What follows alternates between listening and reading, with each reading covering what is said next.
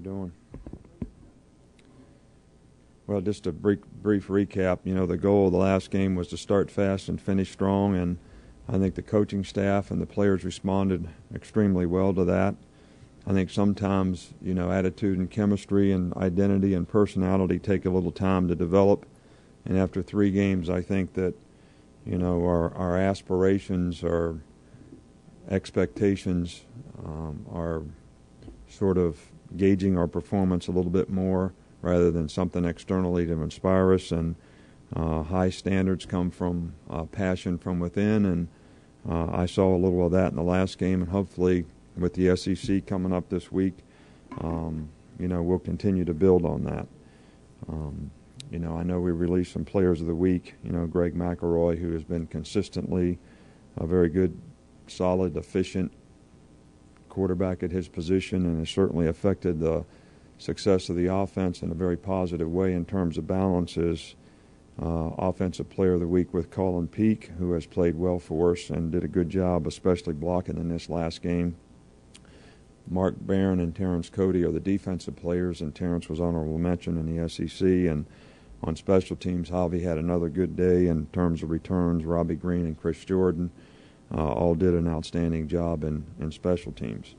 We have a War Daddy board, which is kind of a character, attitude, how you compete, how you execute. We actually had less mental errors, and I think we played with a little bit more passion. So we had a lot more guys, on that board for this week. From an injury standpoint, Roy and Julio will practice today. They'll be evaluated day to day. And, Demetrius Good's probably going to be out for a day or two.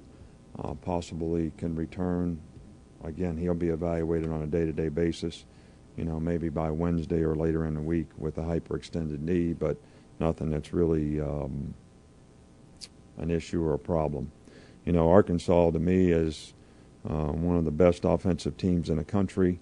Bobby Petrino has always been one of the best offensive coaches at wherever he's been or whatever level. They have a great passing game, a very good system. Now with a quarterback, Ryan Mallett, who leads the nation in passing efficiency, is obviously a guy that can execute and do it very well.